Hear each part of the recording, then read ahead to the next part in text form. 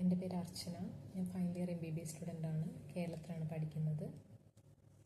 ഞാൻ വീഡിയോ ചെയ്യാനുള്ള മെയിൻ കാരണം എന്ന് പറയുന്നത് ഇന്നലെ താമരശ്ശേരിയിൽ നടന്ന ന്യൂസ് കണ്ടിട്ടാണ്.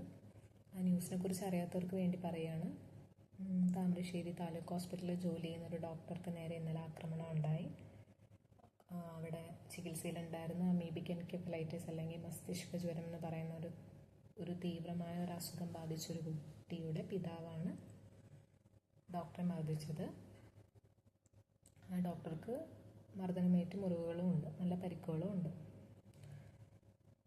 അപ്പം ഈ അസുഖത്തെക്കുറിച്ച് അറിയാത്തവർക്ക് വേണ്ടി പറഞ്ഞു തരാണ്. കാരണം ഈ അസുഖം എന്തോരം തീവ്രമാണെന്ന് പറഞ്ഞു തരാൻ വേണ്ടിയാണ് പറയുന്നത്. ഈ അസുഖം ബാധിച്ച 95% ആൾക്കാരും ഇതുവരെ രക്ഷപ്പെട്ടിട്ടില്ല. എല്ലാവരും മരണമടയുകയാണ് ചെയ്തത്.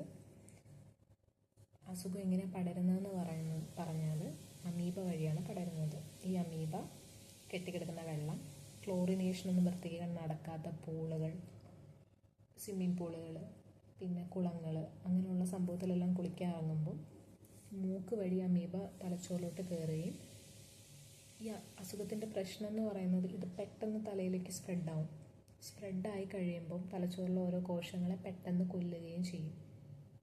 ആൻഡ് ഈ അസുഖം വന്നാലുള്ള രക്ഷപ്പെടാനുള്ള സാധ്യത വളരെ കുറവാണ്, വളരെ കുറവാണ്. അപ്പം അങ്ങനെ ഒരു അസുഖം ബാധിച്ച കുട്ടിയായിരുന്നു ഇവിടെ ഉണ്ടായിരുന്ന കുട്ടി. എൻ്റെ പിതാവാണ് ഇങ്ങനൊരു കൃത്യം ചെയ്തത്. അപ്പം സത്യം പറഞ്ഞാൽ ഒരു ഡോക്ടറും ഒരു പേഷ്യൻ്റ് മരിക്കണം എന്ന് വിചാരിച്ച് ഡ്യൂട്ടി ചെയ്യുമോ? ഒരിക്കലും ചെയ്യില്ല. ആൻഡ് ഒരു ലോസ് സംഭവിച്ചു കഴിയുമ്പം നമ്മൾ ആളെ കൊല്ലുകയാണോ ചെയ്യുക? And doctors are not gods, right? അവർക്ക് മിറക്കിളൊന്നും ചെയ്യാൻ പറ്റില്ലല്ലോ. അവരെ മാക്സിമം ട്രൈ ചെയ്യാൻ പറ്റുന്നുള്ളതല്ലാതെ വേറെ അവർക്ക് എന്താ ചെയ്യാൻ സാധിക്കുക?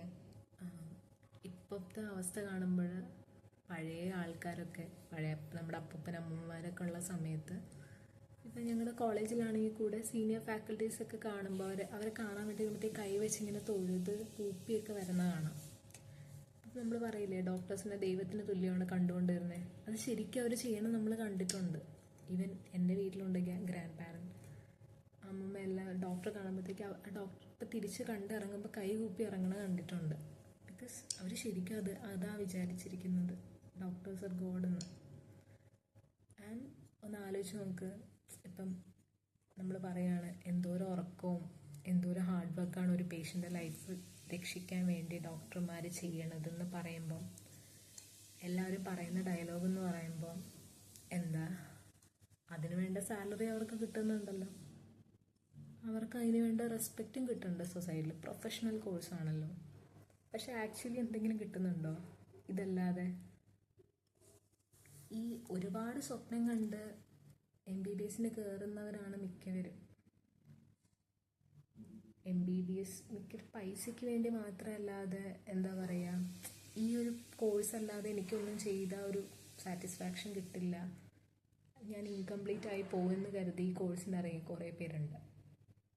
അതിങ്ങനെ ഓരോരോ ഇൻസിഡൻറ്റ് വരുന്തോറും അവർക്ക് ഇതിനോടുള്ള ആത്മാർത്ഥത കുറയുന്നതിനപ്പുറം പേടിയാവും വർക്ക് പ്ലേസിൽ പോകാൻ. ഇനിയിപ്പം ഇതൊക്കെ കണ്ടു തന്നെ ഞങ്ങൾ ഹൗസ് സർജൻസി പോലും കയറുമ്പോഴത്തേക്കും പേടിയാണ്. സ്വന്തമായിട്ടൊരു അനുഭവം ഉണ്ടാവുമ്പോഴേ നമുക്കതിൻ്റെ ഇൻറ്റൻസിറ്റി മനസ്സിലാവുള്ളൂ എന്ന് പറഞ്ഞു കേട്ടിട്ടുണ്ട്. പക്ഷെ സത്യം പറഞ്ഞ് ഇപ്പോഴും പേടിയാണ്. Patients not the same as before. ആൾക്കാരുടെ ചിന്താഗതികളും വളരെ മാറി. ആൻഡ് അറ്റ്ലീസ്റ്റ് ആൾക്കാരെ ഉപദ്രവിക്കാതെ. ആൻഡ് ഇങ്ങനെയുള്ള ഇൻസിഡൻസ് ഇന്ത്യയിലല്ലാതെ വേറെ ഏതെങ്കിലും രാജ്യത്ത് നമ്മൾ കേട്ടിട്ടുണ്ടോ? ആൻഡ് കേരളത്തിൻ്റെ കാര്യം പറയുകയാണെങ്കിൽ 100% സാക്ഷരതയും 0 ചിന്തിക്കാനുള്ള ശേഷിയല്ലേ വിവരമില്ലായ്മ.